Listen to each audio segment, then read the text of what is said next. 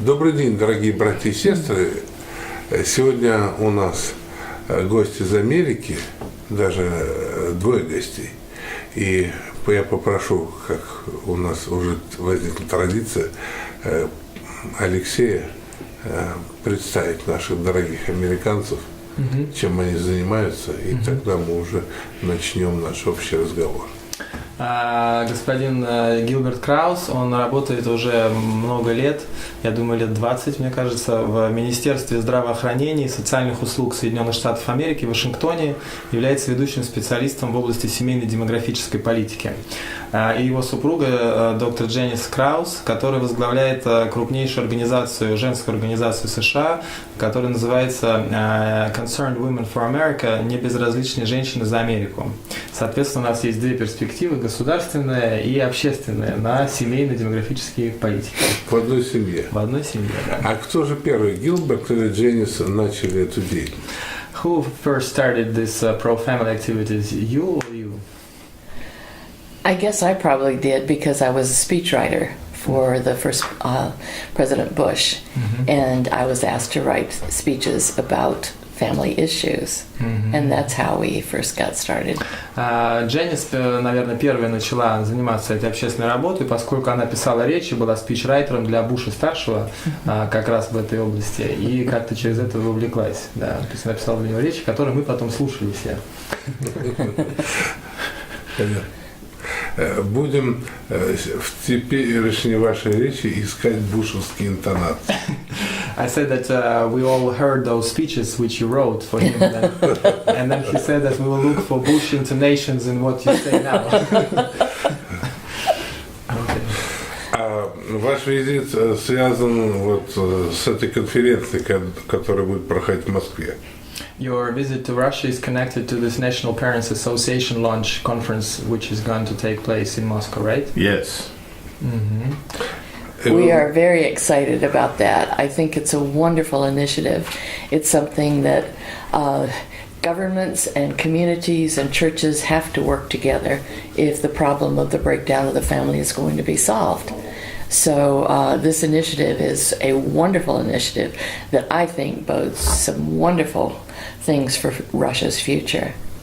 Дженис говорит, что действительно вот запуск Национальной родительской ассоциации, которая состоится в Москве, где они будут выступать, является очень важной инициативой, которую они полностью поддерживают и приветствуют, поскольку очень важно именно сочетать усилия общественности, неправительственных организаций именно для вовлечения их наиболее эффективным образом в государственную семейную политику, чего не всегда мы видим, к сожалению. А вот надо бы это сделать, и они полностью поддерживают это создание Национальной родительской ассоциации в России. Organizing together gives a much stronger voice than single individuals speaking in favor of the family. Важно объединять наши голоса, все, кто является сторонниками семьи, традиционных семейных ценностей, потому что поодиночке наш голос менее слышен и так более мощно, когда в унисон скоординированно он доносится, что мы озабочены разрушением института семьи в современном обществе и вот единым фронтом выступаем. Американское правительство этим также озабочено, да? American government is also concerned with the family breakdown or not? Very much so. When the reformers looked at what our income assistance program was doing, they decided in 1996 that the new program had to focus on maintaining the two-parent family, strengthening them, trying to reduce the number of children born out of wedlock, and this has been very successful in the last 15 or 20 years in bringing down the number of people who are dependent on the government and making them self-sufficient. That was under Republican government or not? Yes. Republican Congress, that was Bush Senior or Republican Congress, Democratic President Clinton in 1996. Okay. In addition to that, the Defense of Marriage Act was passed, and that act insisted that the United States government would protect marriage, and this required the President and the Department of Defense and Department of Justice to enforce the laws for family. And by family at that time, we meant married mom and dad. And which year it was, this Marriage Defense Act? I'm not sure. It was the 90s? mid-90s. Yeah, it was in the 90s. Okay. Since then, President Obama has instructed the Department of Justice to not defend those laws. And he is backing same-sex marriage. Let me translate. В 1996 году, в частности, правительство приняло набор законодательных инициатив, которые поддерживают семью, как раз состоящую из отца и матери. И поскольку статистически и другим образом очевидно, что крепкая семья с двумя родителями, то есть отцом и матерью, наиболее благоприятная среда для воспитания детей, для того, чтобы они не росли там в бедности и стали сами успешными людьми, получили адекватное воспитание. И в 1996 году это было принято, и вот последние 15-20 лет достаточно успешно продвигается. Также Дженис добавила, что был принят у них специальный законодательный акт по защите брака, который все ведомства, силовые и прочие, прокуратура и юридические все службы должны были продвигать активно. Но при президенте Обаме, который занял позицию такого радикально-либеральную на легализацию однополых, так называемых браков и так далее, сейчас дана им была команда, чтобы эти законы не воплощать в жизнь. То есть больше вот этот акт о защите брака, он сейчас при Обаме как бы не действует. А что президент имеет такую власть, что может даже тормозить закон? And president is empowered to stop implementation of several laws and procedures, right? So if Obama is against this Marriage Defense Act, so he has some abilities to influence this, right, in the certain direction. He has the ability to influence it, yes. He instructed, he worked with, which being translated means he instructed the Department of Justice to no longer make it a priority to defend. Он дал инструкции Министерству юстиции, видимо, в нашем понимании, да, то, чтобы это не было приоритетом сейчас. То есть он такого рода регулирующее воздействие он может оказывать, что сейчас не надо вот эту тему считать приоритетом, у нас другие приоритеты, в таком ключе он может влиять. Вообще проблемы семьи стали уже глобальными. И вот интересно от вас услышать, какие угрозы существуют для семьи вот в Америке сейчас. Просто чтобы услышать, насколько это похоже с тем, что происходит в России. Problems of the family has become truly global problems, and would you please share your thoughts on what are the problems for the family, for the institution of the family in the United States currently? Maybe those are the similar problems that we're facing in Russia. One of the great problems is that young people are deciding not to get married, and so the marriage rate has declined by more than 50% since 1969. And if you look at the percentage of young men 20 to 34 who are not married, who have never been married, that has doubled in the same period of time. And so this has led to many out-of-wedlock births. Let me translate it. Первое – это то, что институт семьи и брака теряет свою привлекательность для молодежи, и с 1969 года в 2 раза снизилось количество вообще вот заключаемых браков. И в возрасте 24-30 с лишним лет сейчас, например, замужних женщин там в 2 раза, по-моему, меньше, если я правильно запомнил, чем вот было еще несколько десятилетий назад, и этот процесс все продолжается. То есть из-за этого очень много рождений вне брака происходит со всеми негативными последствиями. А как вы думаете, с чем это связано, Гилберт? What do you think, with what it is connected? Why this process is taking place in America? What are the root causes of this trend? Why marriage is losing popularity among American youth? There are many reasons. It's a long and complex picture, but it began in the 1960s with the sexual revolution.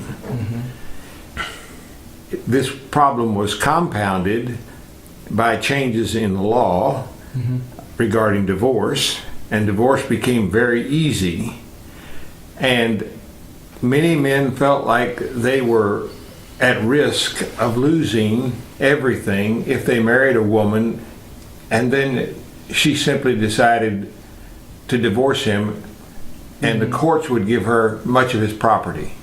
Он говорит, All of his property. причин очень много, но одна из глубинных таких причин это связано с сексуальной революцией, так называемой в 60-х годах, в результате которой последовала серия изменений в законодательстве, что сделало развод очень легким. И поэтому, например, молодые люди, они теперь понимают, что это огромный риск, например, им жениться, поскольку если произойдет развод, то женщина получает практически все, как Дженис добавила. То есть не то, что большинство, а часто вообще все имущество. И это очень большой риск, и, так сказать, легкий развод вот подорвал, в частности, это тоже институт. At the same time, we had an entertainment industry. Movies, television, music that glorified the idea that you didn't have to be married. You could have sex, you could have relationships without marriage. And so the whole culture glamorized the idea. And we still have movie stars in Hollywood. Brad Pitt and Angelina Jolie have children together but refuse to marry. Yes. So this makes young girls, young teenagers, college students think, why do I need a piece of paper? And then you had the academic elites who suddenly started writing about the fact that it was old-fashioned, was prudish to expect to be married. That the really hip, the really cool people didn't get married. They just lived together. И также Дженис добавляет, что вторым важным аспектом это было изменение в массовой культуре, когда стали создавать привлекательный образ того, что нормальные, продвинутые так называемые люди, им не нужно жениться, выходить замуж, что гораздо удобнее так просто иметь отношения. И голливудские звезды, в частности Брэд Питт, Анджелина Джоли, они имеют детей, но, например, брак не заключили. И вот это тоже очень огромное значение, масс-медийная такая глорификация, чтобы славный такой привлекательный образ рисуется из людей, которые не женятся, не выходят замуж. Но с другой стороны, если Обама может притормозить какие-то законы в Минюсте США, почему невозможно воздействовать таким же образом на Голливуд и вернуться к традиционно американской семье? Why, if it is possible to influence regulations and procedures in the United States, why is it not possible to change Hollywood to the better, to the golden age of Hollywood as it used to be, and start to make good, decent movies about traditional American family values as they used to be? Why is it not happening? The left, or those who are opposed to moral boundaries, have taken over our universities and much of the government bureaucracy and the newspapers and radio and television, and until we can change the culture, there is a market for movies that glorify bad things in families, and you cannot change the law. You must change the culture. In our experience during the early part of the 20th century, people thought we could combat alcoholism by passing prohibition, but that did not change the culture. Right.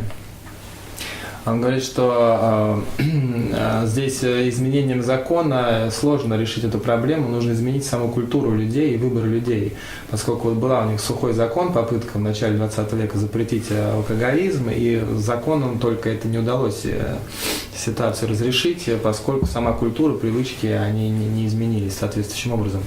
Вот. И он говорит, что левые либеральные силы, они захватили или имеют контроль, так или иначе, за телевидением, радио, Голливудом и основными, так скажем, информационными потоками.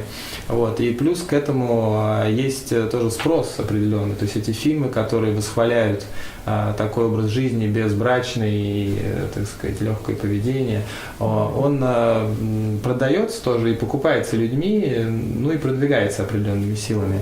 Поэтому здесь просто изменением закона тяжело разрешить эту проблему, надо саму культуру менять тоже людей. Ну вот как вопрос? At the same time, everything that Gilbert has talked about was going on, the influence of the church in America was decreasing. We had our seminaries taken over by leftists in the same way that Gilbert talked about that happening with the colleges and universities and other aspects of the culture. So you did not have ministers who were talking to their church members about the importance of the family. This whole idea of separation of church and state became a theme for academia, where people said, you can't have the church talking about political issues.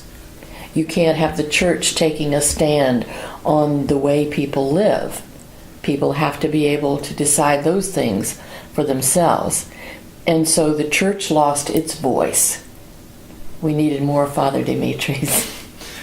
Он говорит, что параллельно с тем процессом, который Гилберт описал, в Америке вот в 60-е, 70-е и сейчас годы происходило постоянное падение роли церкви в обществе. То есть до этого она играла очень такую ключевую роль традиционно в Америке.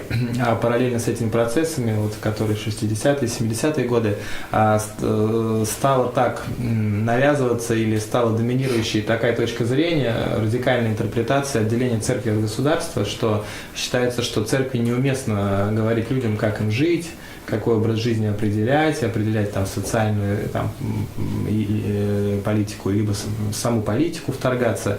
И поэтому роль церкви параллельно снижалась и не доносилась точка зрения соответствующая. Поэтому нам нужно больше вот таких, как вы, отцов Дмитриев, она говорит, в Америке.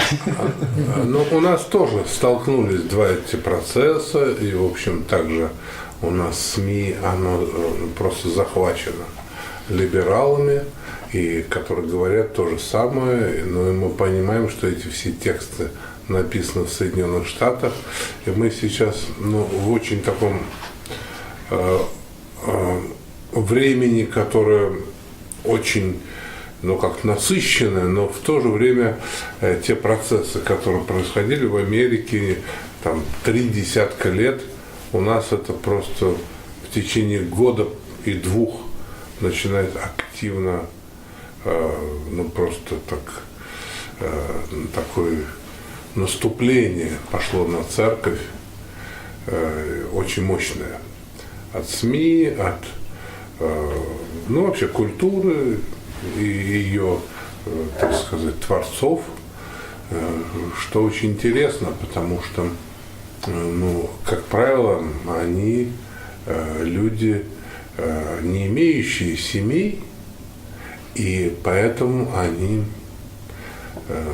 чрезвычайно сами несчастны, потому что потеря семьи или ее просто отсутствие в течение жизни делает человека несчастным. Father Dmitry says that we are facing the same problems in Russia, and in a very condensed way. What took America 30 years, now we're seeing evolving in Russia within 1 or 2 years. So it's a very fast-forward process, very concentrated in time. And we also see that most part of our mass media is taken by the radical liberals, leftists, and the attack on the church is very much increasing in the mass media, in the culture, and in all those areas. And it's a very interesting phenomenon that we're in a very fast way we're having the same situation that you have. And those people who are leading this attack against family values, most of them don't have families themselves, so they are very deeply unhappy people. And it also maybe affects them, because without a normal family, person can hardly be happy. it's important that we understand the obstacles we face in lifting up the family, because there are many who want to tear it down. I said a minute ago that Hollywood will be able to sell the films that they sell until we change the culture. But it's also important to understand they are actively working to undermine the church, to undermine moral values. There is a very aggressive move on their part to sell a view of the world that pushes religion completely out of the picture and all moral boundaries trampled underfoot.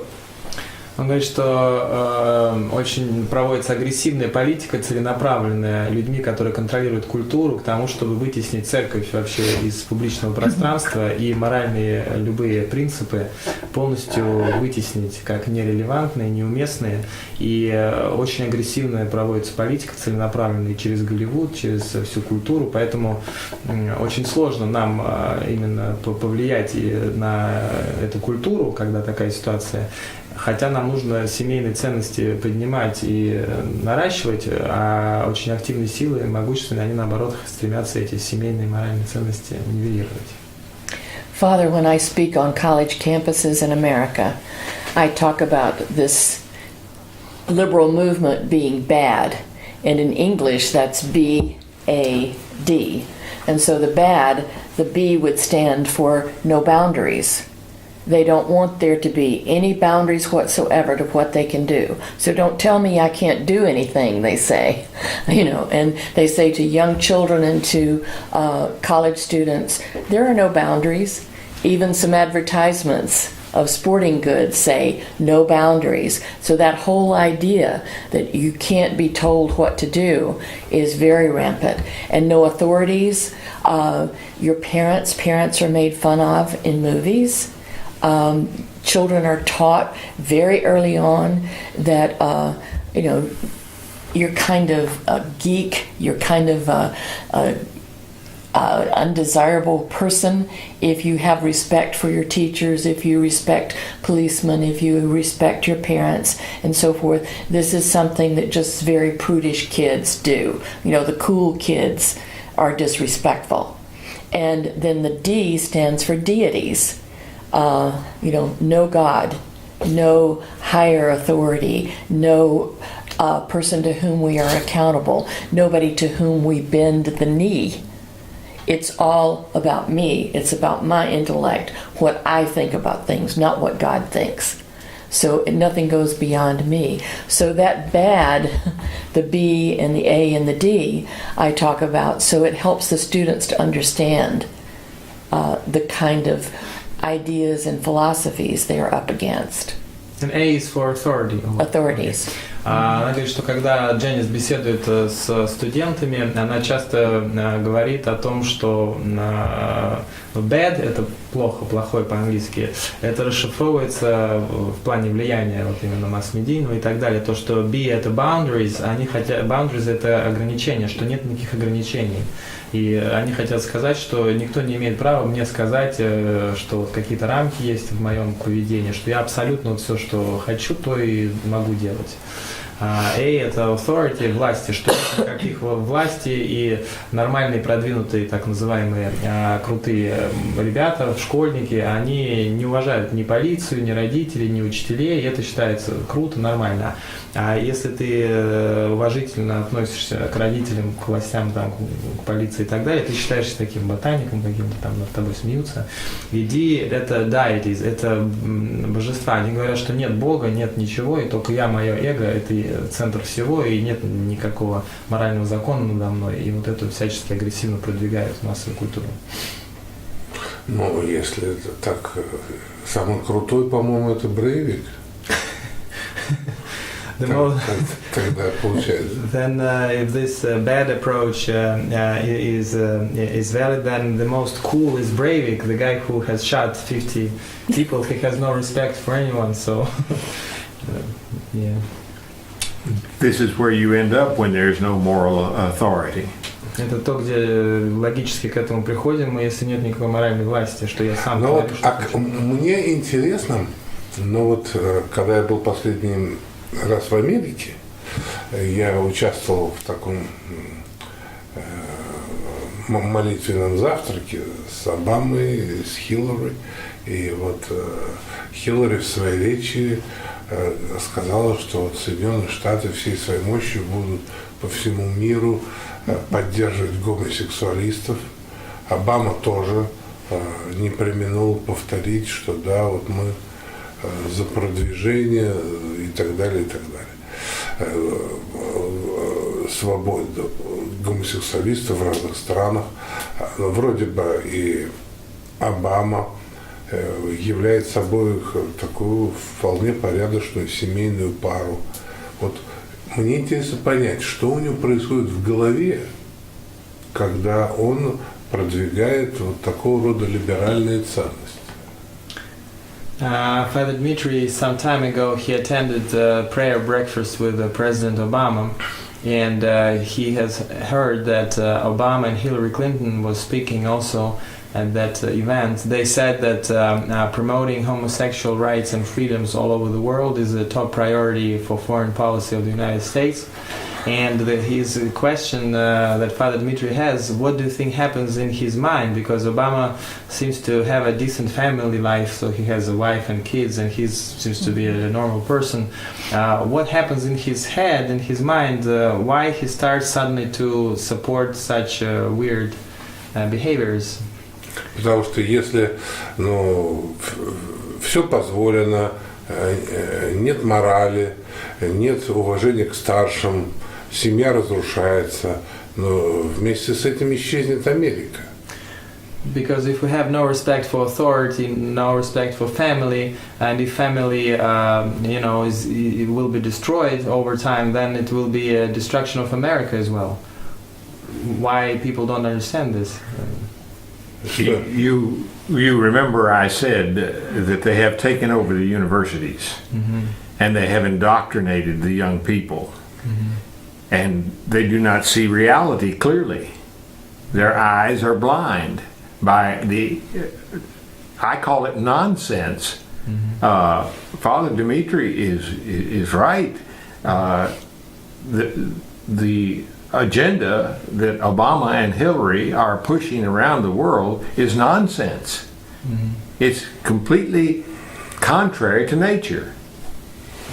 Он говорит, что он полностью согласен с вами, отец Дмитрий, что то, что Обама и Хиллари продвигают во всем мире, это нонсенс, это безумие, это против природы человека. Вот. И причина одна из ключевых в том, что поскольку либеральная точка зрения и соответствующие деятели захватили университеты все основные, они индоктринируют новое поколение, которые учатся, и они, новые эти люди, они не видят мир четко, они как бы ослеплены и видят совершенно искаженную картину реальности.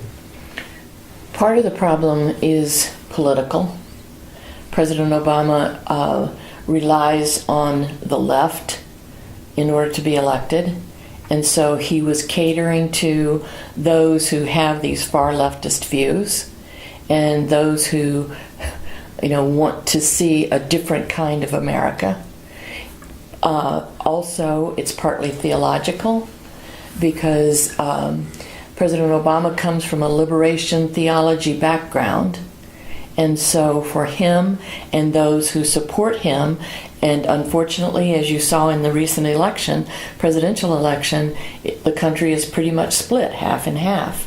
It's very sad, I think, to see that there are pockets that President Obama won. And when I say President Obama, I don't mean him personally so much as his ideas and his philosophy won on the northeast corner of the United States and the far left corner, we call it, California, where these philosophies are so prevalent. The liberation theology, as you know better than I do, Father Dmitry, believes that it's a spiritual thing, it's a Christian value to try to help the poor. Obviously, that is true. That is, we as Christians are called to do that. But the left sees this as a matter of government providing handouts. Whereas those of us who were raised in traditional, biblical, orthodox Christian communities understand that the biblical obligation is for us to help the poor individually, to give them a hand up, not a handout. Yeah, let me translate. Она говорит, что есть здесь политический аспект и теологический. И говоря о политическом аспекте, президент Обама, он в недавних выборах опирался на именно идеологию левую, как она у них называется, такую либерально-прогрессивную, условно говоря. И, соответственно, апеллировал к ним. И самую мощную поддержку она находит в северо-восточных штатах, то есть Нью-Йорк, вот эта часть, да, и в самой левой части, в Калифорнии, где самые либеральные идеи концентрируются, там соответствующие университеты, элиты, ученые и так далее. Дальше он имеет в этой проблеме теологический аспект, потому что Обама, он является сторонником так называемого движения освобождения, которое, так сказать, находит тоже своих сторонников в Соединенных Штатах. И одна из ключевых идей – это то, что бедным надо помогать. И это хорошая идея, она наша христианская идея, но то, как они ее интерпретируют, это то, что государство должно активно, значит, как у нас при социализме, в общем, было, каждому давать какие-то подачки, то есть и всем что-то вот выдавать.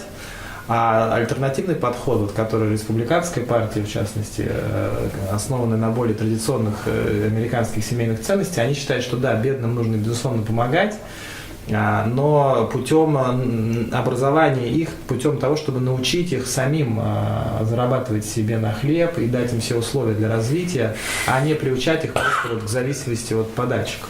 Вот такое вот есть различие. Вот. И многие люди клюют на такую вот, как бы сказать, пропаганду, что тебе дадут больше от государства каких-то подачек, и поэтому голосуют за Обаму. А Америка достаточно разделена пополам между республиканцами и демократами.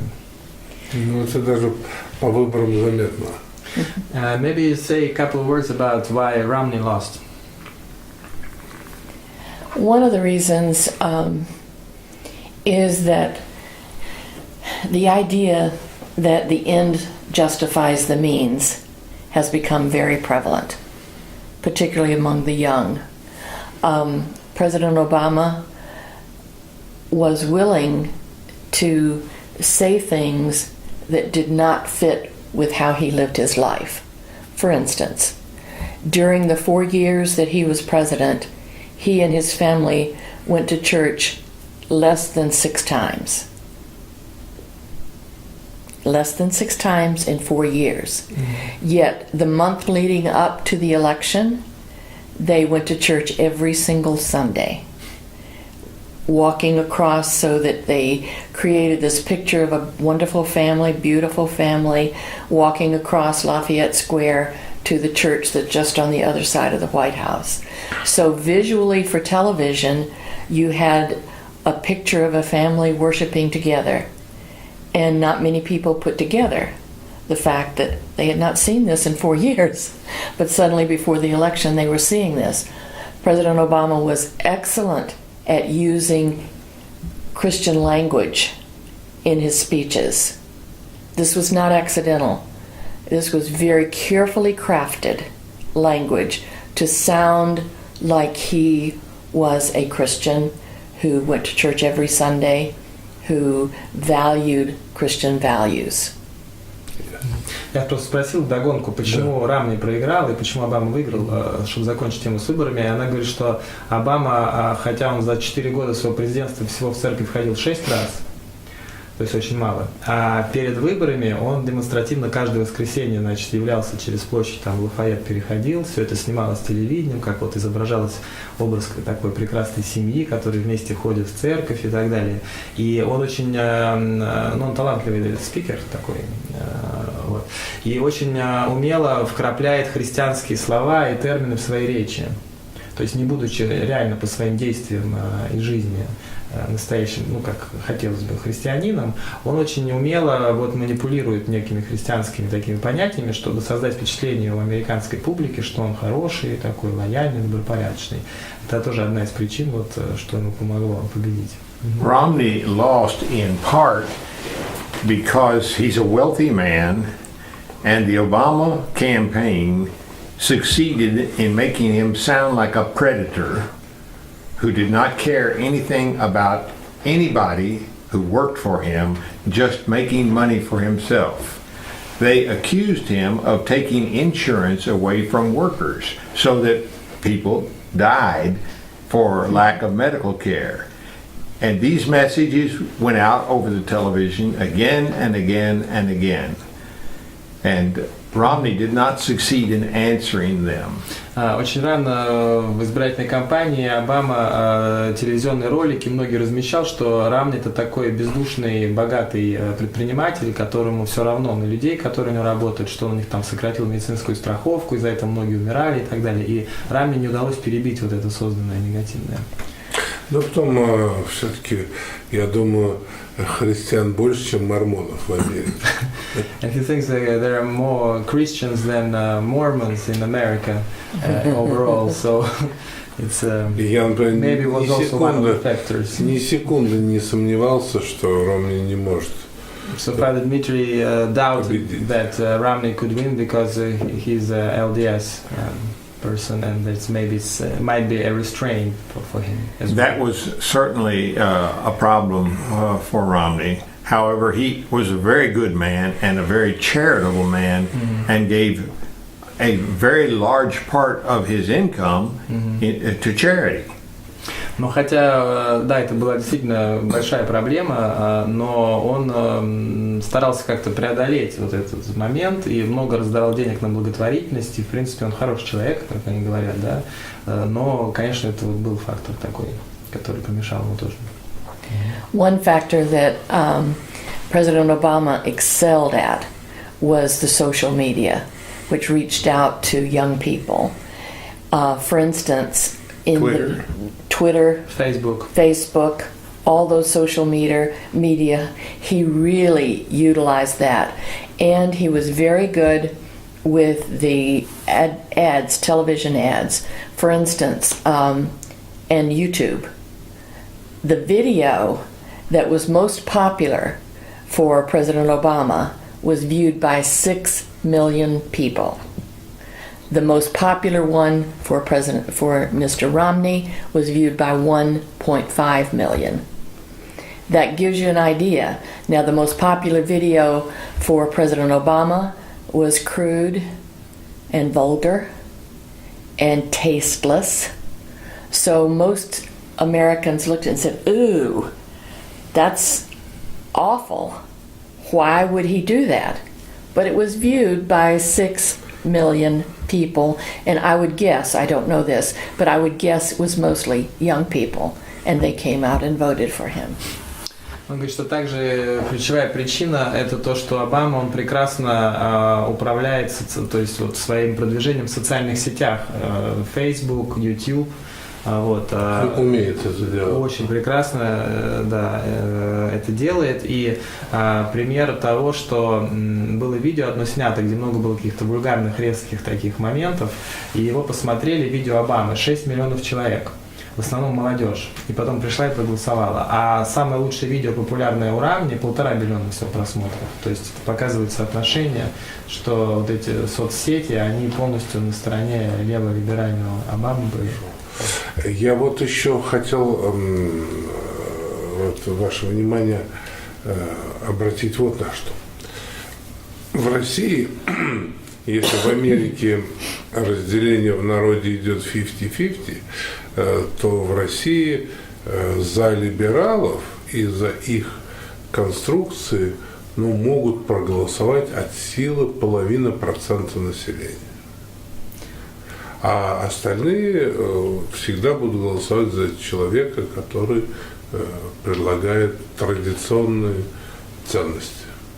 In Russia, in America, you said that split is 50-50 between two paradigms.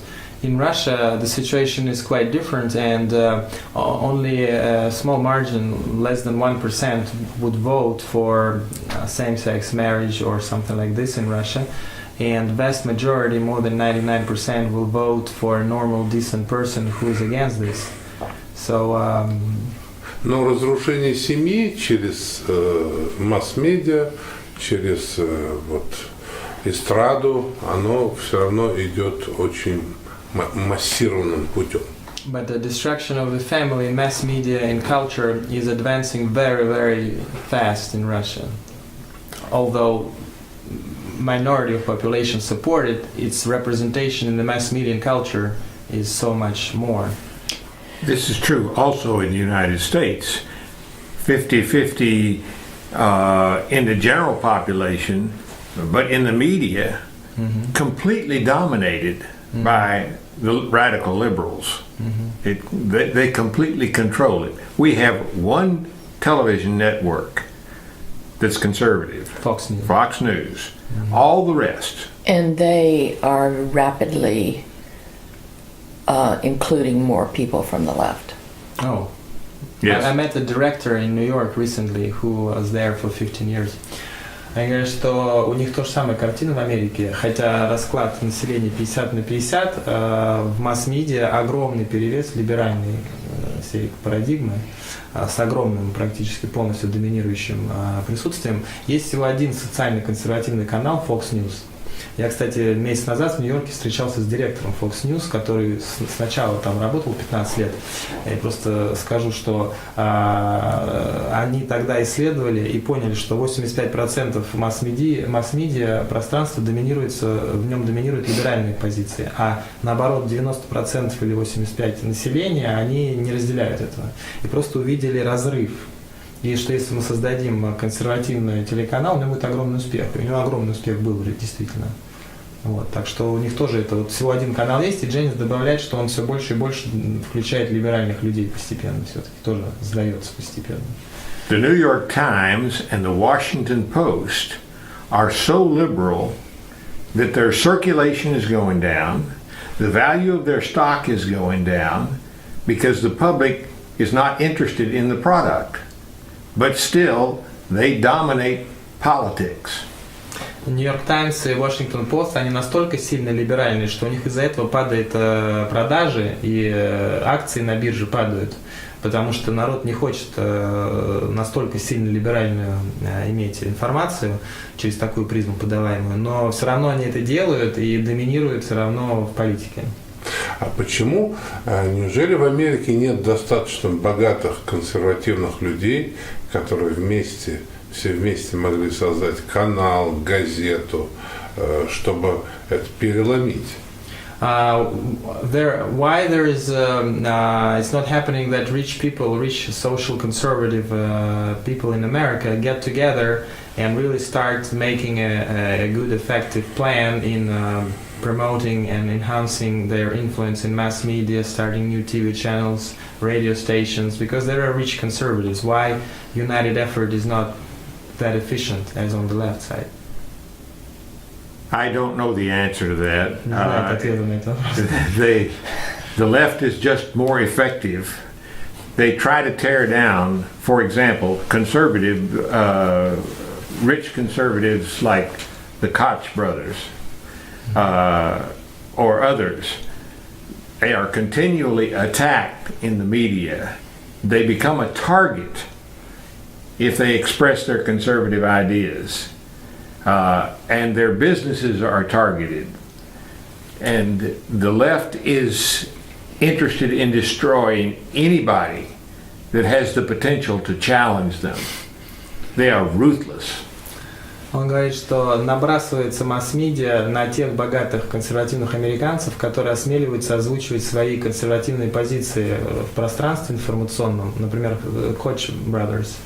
И всячески их начинают клеймить, шельмовать, закидывать там всем, чем можно, показывая другим, чтобы они даже не пробовали это делать.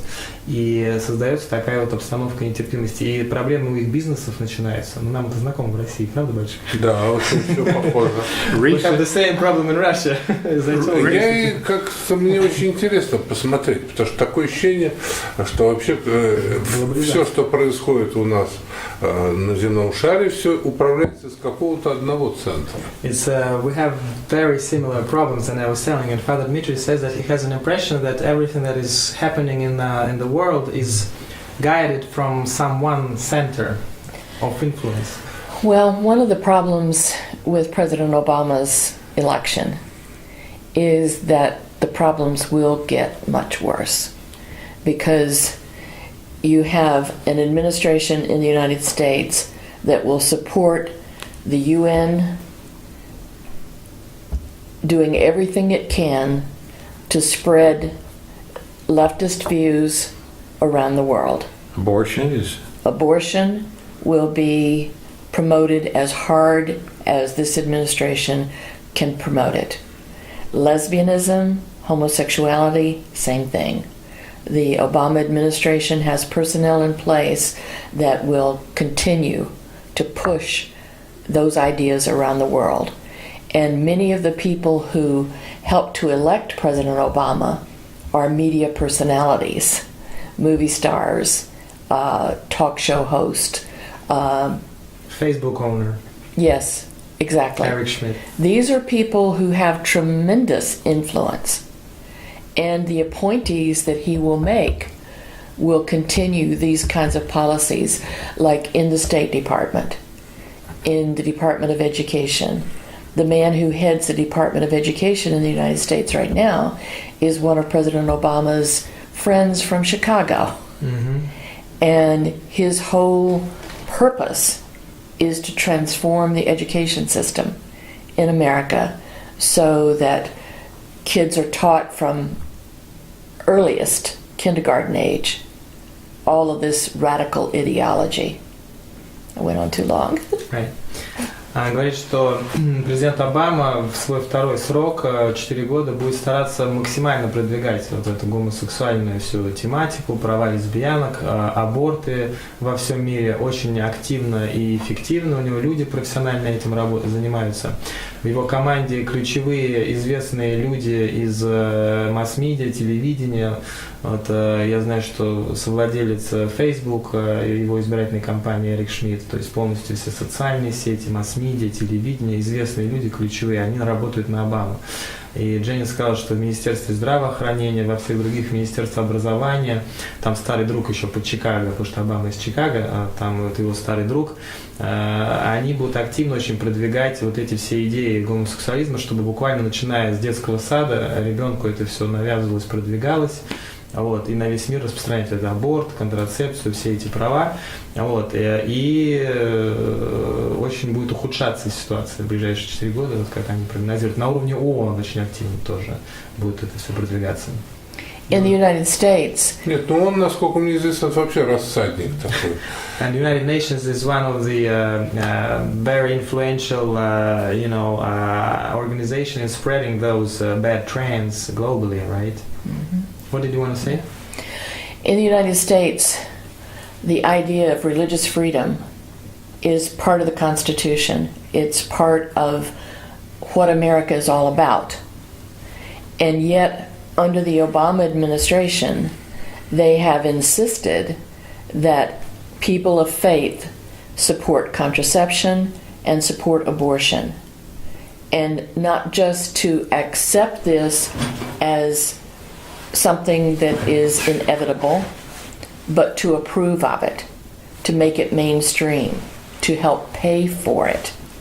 And so a company like Hobby Lobby, this is a company that has crafts and artistic supplies. Chick-fil-A. They close on Sunday. They play Christian music in their stores. They have been targeted because they do not want to pay for the contraception and the abortions of their employees Through health insurance. through health insurance. And the Obama plan for health insurance includes forcing people of faith to pay for those things. Including the Catholic institutions. Catholic universities are required to pay for contraception and abortion through the health insurance plan. Obamacare, так называемый план Обамы по медицине, медицинская реформа заставляет все организации оплачивать через медицинскую страховку аборты и контрацепцию для своих сотрудников, которые работают. И они заставляют это делать и католические организации, католические университеты, хотя это идет вразрез с их религиозными взглядами. Есть несколько компаний, которые в воскресенье не работают принципиально христианские, которые играют христианскую музыку и так далее. И они подвергаются целенаправленным атакам с разных сторон, чтобы, так сказать, запретить им это делать. И принуждается все через этот план медицинский оплачивать аборт и контрацепцию. И через это атака на религиозную свободу, которая является фундаментальной основой Соединенных Штатов, осуществляется агрессивная антирелигиозная политика Обамы. This is being fought in the courts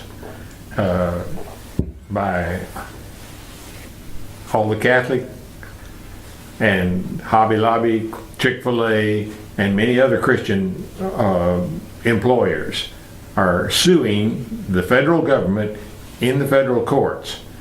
But who knows about the federal courts? They are very liberal.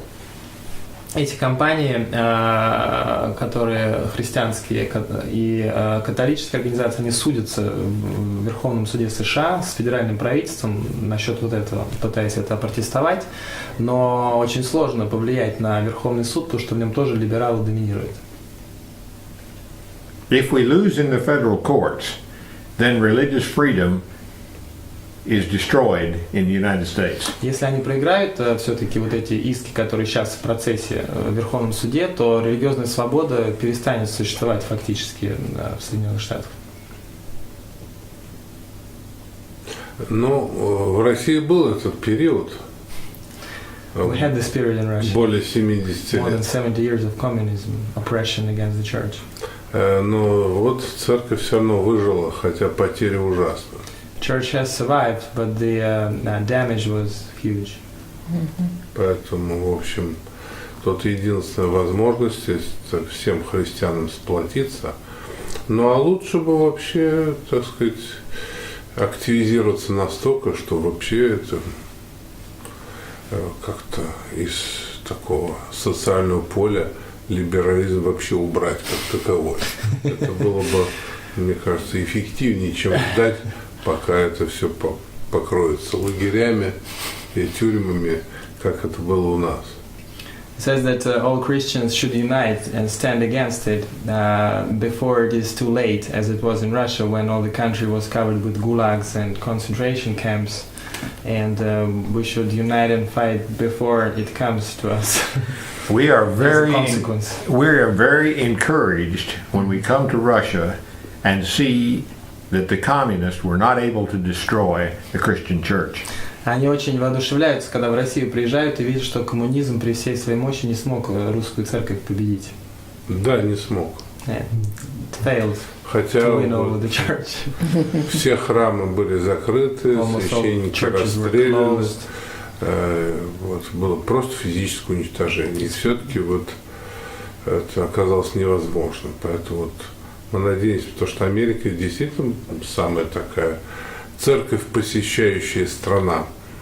Поэтому жалко это все отдать просто на съедение либералам. America is a country with one of the highest church attendance rates in the world, and it will be a pity to lose America as such a stronghold to these liberal predators who want to destroy it.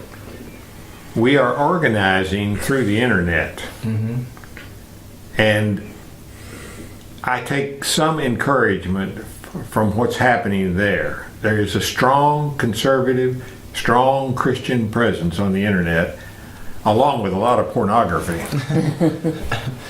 Он говорит, что есть все-таки некоторые признаки позитивных тенденций, в частности, вот в интернете тоже объединяются христиане, и есть такие попытки вот такого ответного какой-то консолидации. Хотя, конечно, порнографии все равно в интернете больше. Да, вот, к сожалению, это вот тенденции, понятное дело, есть, но все это, конечно, пока вот эта вот либеральная агрессивная религия, она в христианском мире побеждает. Yeah, there are some trends of hope, but overall, if we look at the picture, unfortunately, the trend is still very dangerous and negative, and this new liberal religion takes over Christianity, if we look at the big picture. So we need to think about it. Но зато это понуждает нас с друг другом знакомиться и вместе трудиться. But it forces us to, you know, be friends between each other and cooperate in protecting what we believe. Это тоже положительно. It's a positive thing. Good. It's very good to share with Russian Christians. Да. Очень здорово с русскими христианами им тоже общаться, и они очень воодушевляются. И вот в заключение, потому что уже нам пора завершать, и мне нужно ехать на службу. Завтра большой праздник в православной церкви, введение во храм Пресвятой Богородицы. И вот я хотел спросить, вы будете участвовать ведь еще в одной конференции по поводу проституции. What about this program? What can I tell about the problem of prostitution? Because tomorrow you will participate in another conference, as I told briefly, because we're wrapping up already the problem. Please.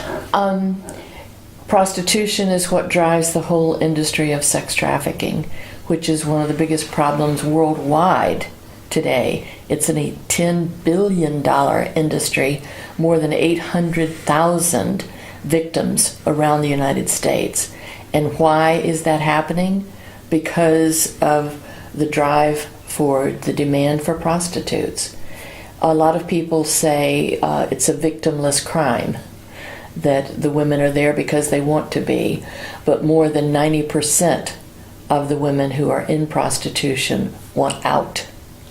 And before I forget the figures, завтра Дженис и Гилберт будут принимать участие в конференции, и она говорит, что это крупнейшая проблема, индустрия $10 миллиардов, billions, right? $10 миллиардов в оборот, 800 тысяч жертв только в Соединенных Штатах, и часто говорится, что это такое безобидное, без жертв мероприятие, но это неправда, потому что 90% с лишним вовлеченных в это женщин, они хотели бы выйти из этого. Вот. И она говорит, что порнография является тем стимулом, который ведет к спросу на проституцию и рождает спрос.